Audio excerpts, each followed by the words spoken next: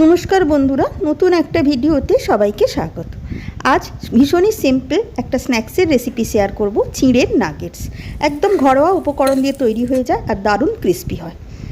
প্রথমে চিঁড়েটাকে 2 থেকে 3 বার ভালো করে জল দিয়ে ধুয়ে একটু 10 মিনিট 15-20 জন্য ভিজিয়ে রেখে দেব।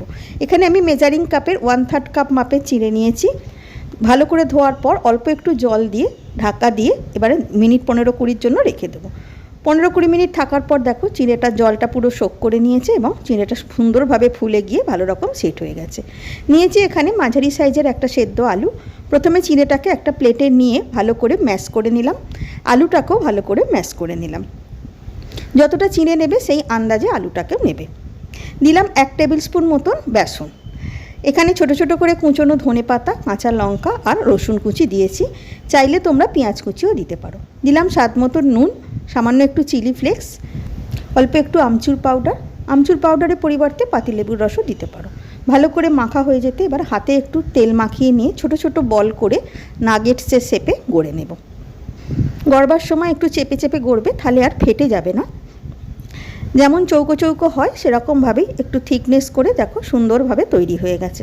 থিকনেসটাও দেখতে পাচ্ছ আর দুটো দিকও পরিষ্কার হয়েছে, কোথাও কোনো ফেটে যায়নি। একইভাবে প্রত্যেকটাকেই প্রথমে বলটাকে বেশ টাইট করে আগে করে নেবে, তারপর নাগেটসের শেপ দিয়ে নেবে। প্রতিটা নাগেটস গড়ার আগে হাতে একটু তেল মাখিয়ে নেবে, তাহলে গড়তে সুবিধে হবে।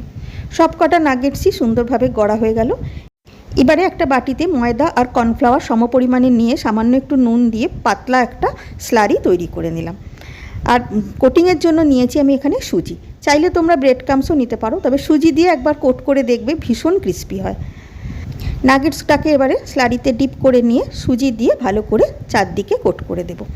দুটো সাইড এবং সামনে এবং পেছন সবটাই যেন ভালোভাবে কোটিংটা হয় সেটা একটু দেখে নিতে হবে। একটা তৈরি হয়ে গেল। প্রত্যেকটাকেই একইভাবে প্রথমে আগে ডিপ করে নিয়ে সুজি দিয়ে কোট করে নেব। সুজি দিয়ে কোটিং করলে দুবার ধরে কোটিং করার প্রয়োজন নেই, একবার কোটিং করলেই সুন্দরভাবে ক্রিস্পি হয়। প্রত্যেকটাই একইভাবে তৈরি করে নিলাম। এবার মিনিট 5-7 রেস্টে রাখার পর ভাজবো। ভাজার জন্য কিছুটা সাদা তেলকে ভালো করে গরম করে নিয়ে প্রথমে দুটোকে দিয়ে দিলাম। গ্যাসের ফ্লেমকে লো টু মিডিয়ামে রেখে বেশ একটু সময় নিয়ে আস্তে আস্তে উল্টে পাল্টে মুচমুচে করে চারদিকটা বেশ লালচে করে ভাজা হয়ে যেতে তুলে নিলাম। দেখতে পেলে আওয়াজটা শুনে কতটা ক্রিস্পি হয়েছে। ভীষণ সহজ আর ভীষণ কম সময় এটা তৈরি হয়ে যায়, কিন্তু খেতে দারুণ টেস্টি হয়। আশা করি তোমাদের ভালো লাগলো। ধন্যবাদ।